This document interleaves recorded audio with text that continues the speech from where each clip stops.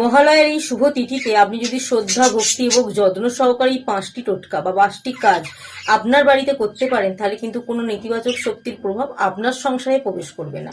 এছাড়াও যদি আপনার সংসারে কোনো নেতিবাচক শক্তি থাকে, সেটা কিন্তু আস্তে আস্তে দূরীভূত হবে।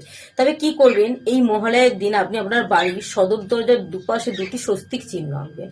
কি নিয়মে আঁকবেন? আপনি একটা হনুমানজির মন্দিরে যাবেন। আপনার আশেপাশে যদি কোনো হনুমানজির মন্দির থাকে, সেই মন্দিরে যাবেন। মন্দিরে গেলেই আপনি লক্ষ্য করতে পারবেন হনুমানজির শরীরে এক রকমের মেটে সিঁদুর দেওয়া থাকে। যখন পুজো করে ঠাকুরমশাই কিন্তু ওই মেটে সিঁদুর দিয়েই হনুমানজিকে পুজো করে। আপনি পুরোহিতের অনুমতি নিয়েই ওই মেটে সিঁদুর কিছুটা পরিমাণ নিয়ে আসবেন পুজোর শেষে।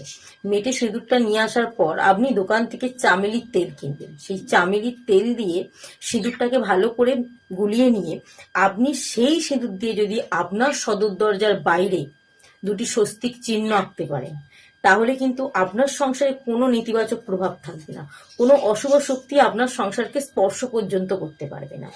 এছাড়াও আপনার বাড়ির মধ্যে যদি 2 চাকা গাড়ি বা 4 চাকা গাড়ি থাকে বা সাইকেল থাকে, সেই মেটে সিঁদুরে যে আপনি চামেলি তেল দিয়ে স্বস্তিক চিহ্নটা সদর দরজায় এঁকেছিলেন, সেরকম ভাবেই স্বস্তিক চিহ্ন কিন্তু আপনি আপনার 2 চাকা বা 4 চাকা গাড়ির মধ্যে এঁকে দেবেন। এতেই কিন্তু আপনি নিশ্চিন্ত থাকতে পারবেন, এতে আপনার জীবনে কোনো সমস্যা আসবে না। এই কাজটি যদি মহালয়ার শুভ তিথিতে করতে পারেন, তাহলে কিন্তু খুব শুভ বলে মনে করা হয়। এছাড়াও যদি আপনি হনুমানজির মন্দিরে না যেতে পারেন বা আপনার বাড়ির আশপাশে কোনো হনুমানজির মন্দির নেই, আপনি কি করবেন? তাহলে আপনার বাড়ির মধ্যে যে ঠাকুরের জন্য লাল সিঁদুর এনে রাখেন, সেই লাল সিঁদুরের সাহায্যে সর্ষের তেল দিয়ে আপনি সেই সিঁদুরটা দিয়ে যদি স্বস্তিক চিহ্ন আঁকতে পারেন সদর দরজার দুপাশে, বাম দিকে এবং ডান দিকে, দুদিকে, এবং গাড়িতে বা বাড়ির মধ্যে 2 চাকা বা 4 চাকা গাড়ি থাকলে তার মধ্যে যদি আঁকতে পারেন, সেটাও অত্যন্ত শুভ। কিন্তু খুব শুভ বলে মনে করা হয় মহালয়া তিথিতে যদি আপনি হনুমানজির মন্দির থেকে ওই মেটে সিঁদুর আনতে পারেন আর চামেলি তেল দিয়ে সেই সদর দরজার দুপাশে যদি আপনি স্বস্তিক চিহ্ন আঁকতে পারেন, খুব শুভ বলে মনে করা হয়। এছাড়াও আপনার সংসারে যাতে কোনো নেতিবাচক শক্তির প্রবেশ না ঘটে, তাহলে আপনি কি করবেন, এই মহালয়ার শুভ তিথিতে সন্ধ্যার পর আপনি 2টো তিলের তেলের প্রদীপ জ্বালাবেন। 2টো তিলের তেলের প্রদীপ আপনি সদর দরজার দুপাশে বাইরের দিকে প্রদীপের শিখাগুলো যাতে থাকে, সেইভাবে আপনি যদি জ্বালিয়ে দিতে পারেন, তাহলেও কিন্তু খুব শুভ বলে মনে করা হয়। এই মহালয়া তিথিটা খুবই শুভ এই 2টি কাজ করার জন্য। এছাড়াও আমরা অনেকেই জানি যে মহালয়ার এই শুভ তিথিতে কোনো মাঙ্গলিক কাজ করা শুভ নয়। তাই এই দিন কোনো মাঙ্গলিক কাজে জড়াবেন না, কোনো শুভ কাজ করতে যাবেন না। এছাড়াও কোনো শুভ কাজের সূচনা, ধরুন কোনো দোকান উদ্বোধন করা, বাড়ি ঘর নতুন করে তৈরি করা, ভিত খোলা বা গৃহপ্রবেশ ঘটানো, এই সব কাজ কিন্তু মহালয়ার দিন করতে যাবেন না। আমরা সকলেই জানি হনুমানজি হলো সংকট মোচনের দেবতা। তাই আপনি যদি এটা ভক্তি করে বা শ্রদ্ধার সাহায্যে যত্ন নিয়ে করতে পারেন, তাহলে আপনার জীবনে কোনো সংকট আসবে না, আপনার সংসারে কোনো বিপদ আপদ থাকবে না। তবে অবশ্যই কিন্তু ভক্তি ভরে করবেন। এছাড়াও এই দিন আরেকটা কাজ করবেন, তবে এই দিন যদি আপনি আরেকটি কাজ করতে পারেন, তাহলেও কিন্তু খুব শুভ ফলাফল পাবে আপনি আপনার সংসারের জন্য। কি করবেন, একটি পিতলের গ্লাসে জল নেবেন। গঙ্গা জল হলে তো খুব ভালো হয়, যদি না হয় তাহলে কল থেকে টাটকা জল নিয়ে আসবেন। নিয়ে আসার পর যে এটা মহালয়ার শুভ তিথিতে করবেন, তবে রাত্রিরে করবেন, রাতে করবেন যখন ঘুমাতে যাবেন তখন। তবে এবারে যেহেতু মহালয়ার রবিবার দিন পড়েছে, রবিবার দিন তুলসী গাছে হাত দেওয়া উচিত না। তাই আপনি আগের দিন অর্থাৎ শনিবার দিন কিন্তু এই কাজটি করে রাখবেন। তুলসী পাতাটা তুলে কিছুটা পরিমাণ গঙ্গা জলেতে ডুবিয়ে রাখবেন এবং পরের দিন একটা পিতলের গ্লাসে গঙ্গা জল বা সাদা জল নেবেন, তাতে ওই তুলসী পাতাগুলো দিয়ে কি করবেন, রাত্রিরে যখন ঘুমাতে যাবেন তখন একটি জায়গায় রেখে দেবেন। তার আগে আমি একটা কথা বলি, তুলসী পাতা যখন তুলতে যাবেন তখন কিন্তু ওম ভদ্রায় নমঃ এই মন্ত্রটি মনে মনে 3 বার জপ করবেন, তবে তুলসী পাতাগুলো তুলবেন। এবং তুলসী পাতা যখন তুলবেন, এক হাত দিয়ে তুলবেন, একটা ডালকে এক হাতে ধরে আর একটা হাত দিয়ে আপনি তুলসী পাতা তুলবেন।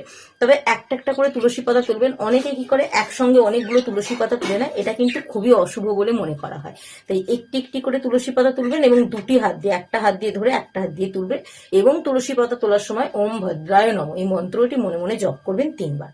তুলসী পাতাগুলো আপনি আগের দিন তুলে রাখবেন। যেহেতু এবছর রবিবার পড়েছে, শনিবার দিন তুলসী পাতাগুলো তুলে রেখে দেবেন এবং রবিবার দিন মহালয়ার রাত্রে আপনি এই কাজটি ঘুমাতে যাওয়ার আগে এমন একটি জায়গায় রাখবেন, এই পিতলের গ্লাসের মধ্যে যে জল নিয়েছিলেন তাতে ওই তুলসী পাতাগুলো দিয়ে দেবেন। দিয়ে কি করবেন, আপনি এমন জায়গায় রাখবেন যাতে কারো নজরে না পড়ে। আপনি শুধুমাত্র নিজে জানবেন, ওই জায়গায় রেখে দেবেন তাতে ঘুমাতে যাওয়ার আগে। এবং রাত কেটে যাবার পর পরের দিন যখন সকাল হবে, অর্থাৎ সোমবার দিন সকালে আপনি কি করবেন, সেই তুলসী স্নান করে পরিষ্কার কাপড় পরিধান করে স্নান সেরে সকলের চোখের আড়ালে আপনি সেই পাত্রটা নেবেন, নিয়ে আপনার চারিদিকে সব, যাতে জল এবং তুলসী পাতা দেওয়া ছিল, আপনি ঠাকুরকে প্রণাম জানিয়ে ওই পাত্রটা নিয়ে সদর দরজার কাছে, উত্তর পূর্ব কোন ঈশান করে আপনার মন্দিরে, আপনার প্রতিটা ঘরে, উঠোনে, হ্যাঁ সব জায়গায় আপনি সেই জলটা হালকা করে ছিটিয়ে দেবেন। এতে কি হয়, আপনার সংসারে নেতিবাচক শক্তি কিন্তু প্রবেশ করতে পারবে না, এবং যদিও থাকে কিন্তু সেটা আস্তে আস্তে কাটতে শুরু করবে। তবে ভক্তি ভরে করবেন, যে কোনো কাজ ভক্তি এবং বিশ্বাসের সাহায্যে করলে কিন্তু আপনি সফল হতে বাধ্য। তবে এছাড়াও একটা কথা মনে রাখবেন, এই শুভ তিথিতে কিন্তু আপনারা চুল খুলে কোথাও যাবেন না, চুল খুলে ঘুমাবেন না, সে সারাদিনই হোক রাত্রি হোক, চুল খুলে ঘুমাবেন না, সবসময় চুলকে বেঁধে রাখার চিন্তা ভাবনা নেবে। আর যেহেতু এই দিন সূর্য গ্রহণ পড়েছে, তো অবশ্যই চুল খুলে বেরোবেন না। এছাড়াও আপনি কোনো নির্জন জায়গায় একা যাবেন না, শ্মশানে তো ভুল করেও এই দিন আপনি পা দেবেন না, কারণ এই দিন নেতিবাচক শক্তি পরিবেশে অতিরিক্ত বৃদ্ধি পায়। আর যেহেতু অতিরিক্ত বৃদ্ধি পায়, সেই কারণে কিন্তু এই কাজগুলো করা অত্যন্ত শুভ বলে মনে করা হয়। এছাড়াও একে অপরের মধ্যে যদি আপনি সম্পর্ক ঠিকঠাক রাখতে চান, তাহলে কিন্তু এই দিন আপনি যে যে কাজগুলো বললাম সেগুলো করবেন, দেখবেন আপনার সংসার হবে সুখে। তবে আমি প্রথমেই একটা কথা বলেছি, চামেলি তেল এবং সিঁদুর, মেটে সিঁদুর দিয়ে আপনি হনুমানজির মন্দির থেকে জিনিসটা যে নিয়ে আসবেন, সিঁদুরটা নিয়ে এসে যে স্বস্তিক চিহ্ন আনবেন, অনেকের মনে প্রশ্ন থাকে চামেলি তেলটা কি। আসলে চামেলি তেলকে হচ্ছে আমরা জানি জাসমিন তেল বলা হয়, তো চামেলি ফুল থেকেই সেই তেলটা তৈরি হয়। আপনি যদি দোকানে গিয়ে চামেলি তেল বলেন, তাহলে কিন্তু তারা আপনাকে সেই তেলটা দিয়ে দেবে। সেই তেল দিয়ে আপনি মেটে সিঁদুর দিয়ে বাড়ির সামনে স্বস্তিক চিহ্নটা আঁকতে পারেন।